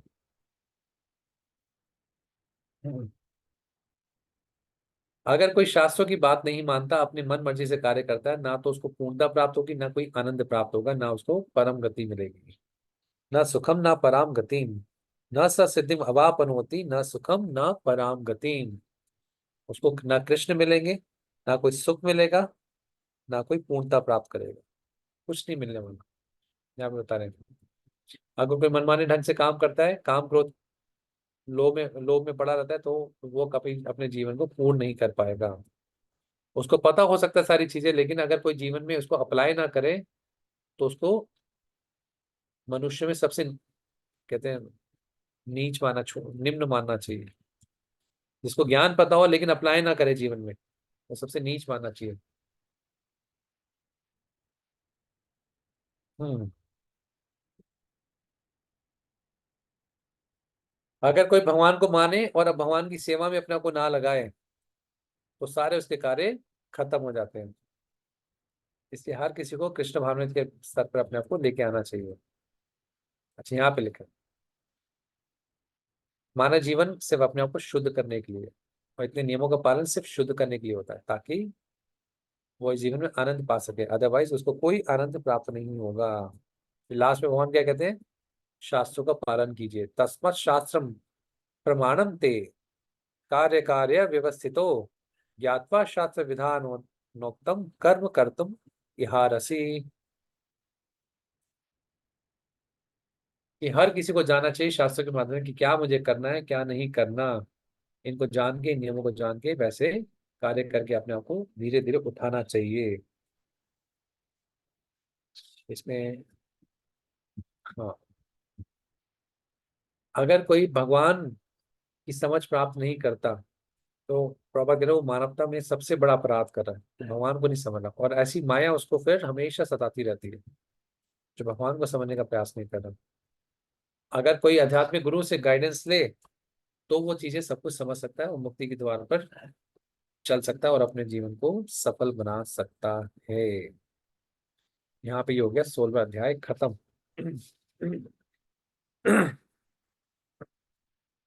अब किसी को कोई प्रश्न हो तो पूछिए पहले। कल हम 17वां अध्याय लेंगे और अगले 2 दिन में देखते हैं, कोशिश करते हैं। फ्राइडे को तो क्लास नहीं हो सकती ना, क्या कहते हैं अर्जुन को? फ्राइडे को हो सकती है क्लास?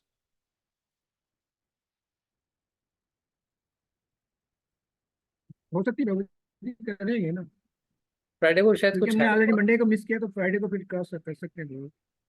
हाँ, तो ट्यूसडे को होगी, वेडनेसडे, थर्सडे, फ्राइडे। अगर मुझे फ्राइडे को क्लास दे दें तो मैं फ्राइडे तक कोर्स खत्म कराने की कोशिश करता हूँ। लेकिन आपकी सेंटर में क्लास तो नहीं होती किसी की? अच्छा, 2 लोगों का हाथ खड़ा है, पहले उनसे पूछ लेते हैं। जीवन मुक्त प्रभु। हरे कृष्ण प्रभु, आवाज आ रही है प्रभु?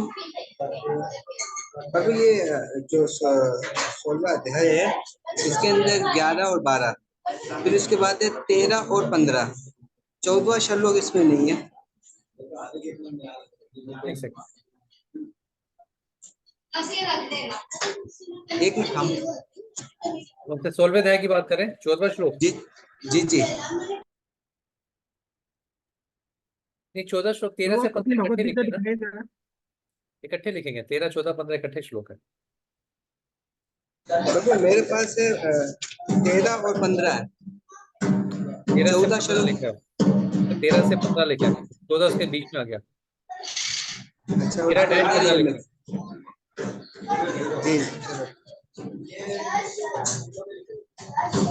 हरे कृष्णा प्रभु जी।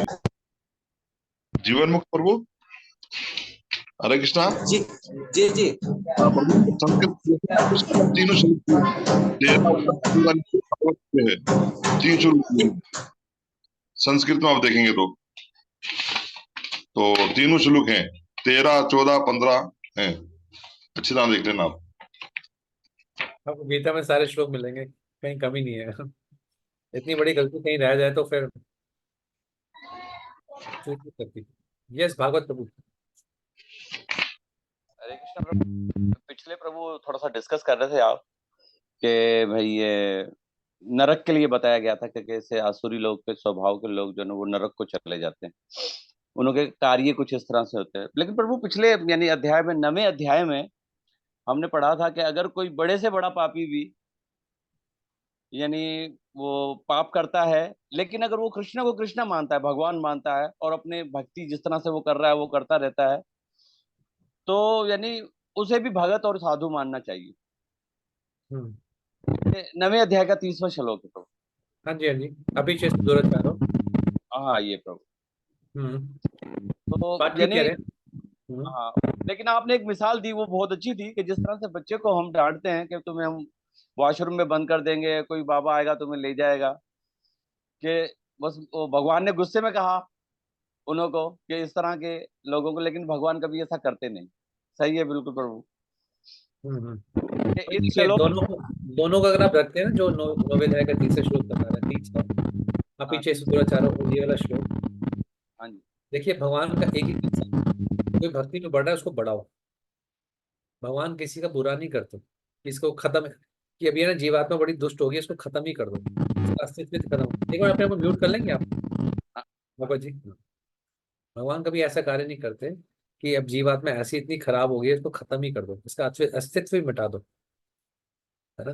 कोई जीवात्मा ऐसा कार्य नहीं कर सकती जिसके बाद जीवात्मा को भगवान खत्म करना पड़ जाए, यानी कि नरक में डाल दो, कभी निकले ही नहीं नरक से। ये गुस्से में कह रहे हैं। और जो भक्ति है, भक्ति करते हुए उसे, और वो श्लोक में थोड़ा कॉन्टेक्स्ट अलग है।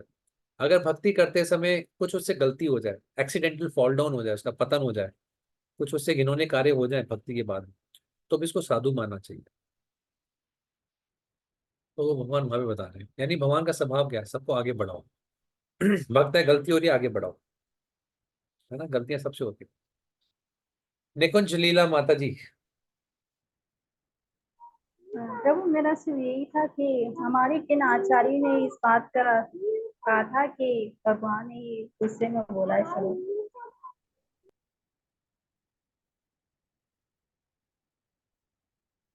मैं समझ नहीं पाया, लेकिन आप बस कमेंट करें ना। प्रभु माता जी बोल नहीं रही प्रभु, मैं सवाल पूछ है का नाम बताएं प्रभु के जिन्होंने ये कहा था विश्वनाथ, कि विश्वनाथ चकित ठाकुर, विश्वनाथ चकित ठाकुर। हाँ, कभी श्लोकों ने रोक पढ़ के कंफ्यूज हो जाते हैं। ये भगवान तो हमारे नष्ट ही कर देंगे। हम तो नरक नरक में डाल देंगे जमीन के लिए। भगवान ऐसे नहीं करने वाले किसी के साथ। हर रात के बाद हर सवेरा है। देर है, देर नहीं है भगवान।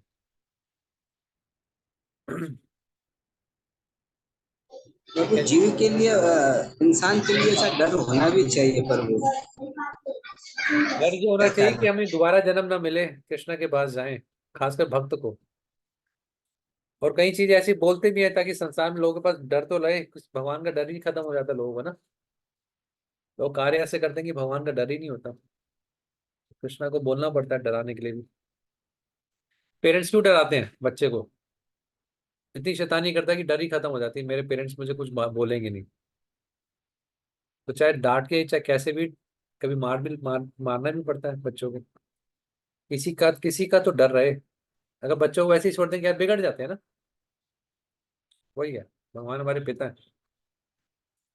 तो और वास्तव में हमें अपने ये देखना चाहिए, हमारे से कोई गलती तो नहीं हो रही अपने जीवन में, भगवान का डर रखें हमेशा, कृष्णा मुझे देख रहे हैं। ये अपने लिए व्यक्तिगत जीवन में नहीं, सिर्फ बच्चों के लिए पॉइंट ऑफ कॉन्टेक्ट से नहीं है कि हमारे कार्य सब ठीक चल रहे हैं क्या। अगर कुछ कार्य ठीक है तो भगवान के डर से उसको ठीक कर लो। कुछ गलत गलत कार्य हो रहे हैं हमसे, तो भगवान का डर समझ के उसको ठीक कर लो समय से। नहीं तो फिर कृष्णा फिर जब रिएक्शन देंगे तो शायद हम संभाल ना पाए, वो जो बहुत ज्यादा पीड़ा देगा। आगे और क्या, और कोई?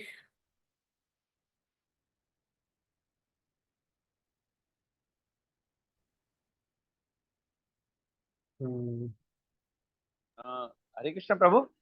हाँ जी। एक महाराज का जन्म है, हिज होलीनेस गोपाल कृष्ण गोस्वामी महाराज का जन्म, मैं लेक्चर सुन रहा था। तो महाराज बता रहे थे उसमें कि बहुत से जीव ऐसे हैं कि जो यानी कि जो अंधकार में पैदा हुए, अंधकार में ही पले बड़े और अंधकार में ही चले गए।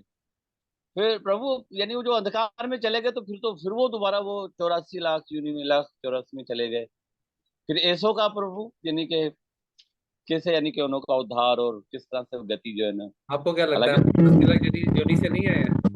यानी हमने एक आपने म्यूट कर लीजिए, बहुत हाँ शोर आ प्रभु। रहा है। आपको क्या लग रहा है, हम 84 लाख योनि से नहीं आए हैं? हम सब 84 लाख योनि से तो हो गया है। एक बार हो गया है नहीं, करोड़ों करोड़ों जन्मों तक उसकी गणना ही, उसकी काउंटिंग नहीं कर सकते। ऑब्वियसली कभी ना कभी अगर भक्त प्रचार करें, यहाँ तक महाप्रभु ने हरिदास ठाकुर कहा कि इतने सारे बैक्टीरिया, कीट जन पक्षी पक्षी, इनका उद्धार कैसे होगा जब हम हरि नाम का उच्चारण करते हैं, इनका भी उद्धार होता है। तो हम सब 84 लाख योनि भोग कर आए हैं, कई कई बार, अनगिनत बार। आज भक्तों की किसी न किसी कृपा के कारण हम यहाँ पे बैठे हैं। हमें नहीं पता पुराना जन्म क्या था हमारा, किस योनि से आए हैं। तो वही भक्त की कृपा है, भगवान भी मौका देते हैं कि हर जीवात्मा का उद्धार हो, कोई समझ जाए। तो अगर इस मनुष्य जीवन में जब उसको आध्यात्मिक ज्ञान हो, वैष्णव परंपरा में जुड़ जाए, शिला प्रभुपाद जी का आश्रय मिल जाए, सही ज्ञान मिल जाए, उसके बाद भी व्यक्ति गले गलत करे, तो ये बहुत बड़ा लॉस हो। कहाँ से आया, कैसे आया, चलो ठीक है, ये गणना भी नहीं लगा सकते। हालांकि इसके भी कुछ पंडित होते हैं, बता देंगे आपको पुराना जन्म क्या था। लेकिन क्या है, ये इतना इम्पोर्टेंट नहीं कहाँ से आए हैं। अब आपको जो पता लग गया, इसका कितना जीवन में बता रहे हैं प्रभुपाद ये कह रहे हैं। अब भगवान के बारे में उसको पता लग गया, लेकिन सेवा में अपने आप को कभी नहीं लगाया, समर्पित नहीं किया, है ना। जानते रह गए, अपने आप ज्ञान जीवन में अप्लाई नहीं किया, वो ज्यादा नुकसान करेगा। इसके लास्ट श्लोक में प्रभुपाद यही कह रहे हैं, अप्लाई नहीं किया ज्ञान का तो वो ज्यादा नुकसान करेगा। तो ये है का सार। बाकी गुरु महाराज के बारे में आप यूट्यूब पे और सुन सकते हैं, मुझे ज्यादा ज्ञान नहीं है, मैं ज्यादा संग भी नहीं किया, मैं कुछ समय उनके साथ रहा हूँ, लेकिन उनका भाव यही रहता था कि हर भक्त के पास कुछ आध्यात्मिक सेवा रहे, हर हर भक्त अच्छी तरह हरिनाम का पालन जप करे, बहुत अच्छी तरह, और हरिनाम का जप करते समय कोई और कार्य करे ना, और शुद्ध भक्ति का प्रयास करे। हर भक्त का यही प्रयास होना चाहिए कि वो हमेशा अपने नाम जप के प्रति और आकर्षण विकसित करे, उसको चैंटिंग में टेस्ट आए, और चैंटिंग में टेस्ट आए। तो ये उसको हर भक्त को प्रयास करना चाहिए। जितना मैंने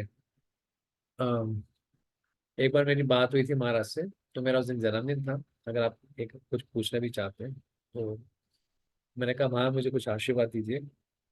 महाराज ने मुझे यही कहा, आशीर्वाद तो बुरी चीज के लिए चाहिए होता है, अच्छी चीज के लिए आशीर्वाद पहले से ही प्राप्त होता है। Blessings are required for the bad things. अगर आप कोई भक्ति जीवन में अच्छा करना चाहते हैं, उसको उसके साथ आशीर्वाद पहले ही प्राप्त होता है। और मुझसे एक बार मुझे याद है, महाराज ने मुझे पंजाबी बाग मंदिर में बुलाया, टेम्पल कमांडो कहा कि कोई यहाँ पे सिंधी भक्त है क्या, तो उस मंदिर में मैं ही सिंधी भक्त था। तो वहां से सिर्फ पाकिस्तान से कुछ भक्त आए थे, मारने का इनको थोड़ा सा दिखाइए दिल्ली, ये पाकिस्तान से आए हैं। तो मैंने फिर जब वो चले गए थोड़े भक्त, महाराज ने मेरे से बात करी कि आपके यहाँ से कौन आया था पाकिस्तान से। मैं कहा महाराज हमारे दादाजी वगैरह आए थे, वो पाकिस्तान के थे, तो यहाँ पर पार्टीशन समय आया था। तो महाराज ने कहा मेरे पिताजी भी पाकिस्तान से आए थे। तब उन्होंने बोला सुन। एंड या महाराज की हमेशा यही कोशिश रहती थी कि सबको सेवा में लगाए रहें, और किसी से गलती भी हो जाए, जैसे अभी आपने श्लोक बोला, तो गलती माफ करें, आगे बढ़ें। कोई कितनी भी बड़ी गलती करे, महाराज को त्यागते नहीं थे, सेवा में लगाए रखते थे। ठीक है जी। बाकी इतने बड़े भक्तों ने गुणगान किया, दिल्ली में आप सुन सकते हैं, वृंदावन का सुन सकते हैं, आपको और डिटेल में प्राप्त होगा। निश्चित रूप से प्रभुपाद जी के प्रति पूरे समर्पित थे हम, जब भी उनकी मसाज करने जाते थे। और आपको तो प्रभुपाद जी को पहले प्रणाम करना है। हर भक्त का ये नियम भी हो सकता है कि अपने गुरु को प्रणाम करके सोने जाए। हमने देखा कहीं उनको प्रभुपाद की पिक्चर नहीं दिखती थी किसी कमरे में, पहले भक्त को कहते प्रभुपाद की पिक्चर रखिए, उनको प्रणाम करते थे, चाहे कितनी भी तकलीफ होती होगी प्रणाम करने में, अंतिम समय तक गद्दी रखते थे, पैर जमीन पे घुटनों से प्रणाम करते थे, और पूरा मंत्र बोलते थे, उसके बाद फिर दोबारा बिस्तर पे सोने जाते थे। और रोज प्रॉपर से अपनी जो रोज की सेवा है उसको रिपोर्ट करते थे। ठीक है। हरे कृष्णा। कल प्रभु एक बात प्रभु प्रभु, अभी अभी आपने कहा कि महाराज ने जो ना वो कहा था कि कुछ पाकिस्तान से भगत आए और आप सिंधी में क्लास लीजिए। ये प्रभु आपको कहा था महाराज ने? हाँ जी, हाँ जी। तो प्रभु हम भी आए थे और हमें कहा था कि थके हुए तो बहुत थे। 2008 की बात है। 2008? 2008 2000? 9 की बात है। अच्छा, हम 2018 में आए थे प्रभु, उधर भी किसी सिंधी भगत को बुलाया गया था प्रभु। हाँ, 15 साल हो गए। ठीक ठीक ठीक प्रभु, हरे कृष्ण। हाँ, गुरुमान की पिक्चर रख सकते हैं, किसी ने शायद पूछा है। बाकी मैं कोशिश करूंगा 9:30 तक क्लास खत्म करने, सोने का भी टाइम हो गया है। एंड या मैं आपसे मिलता हूँ आराम से कल। फिर 17वां अध्याय पढ़ के आइएगा, कोई क्वेश्चन हो तो पूछ लीजिएगा, कल 17वां अध्याय खत्म कर देंगे। ठीक है। हरे कृष्णा। हरे कृष्ण प्रभु, हरे कृष्ण।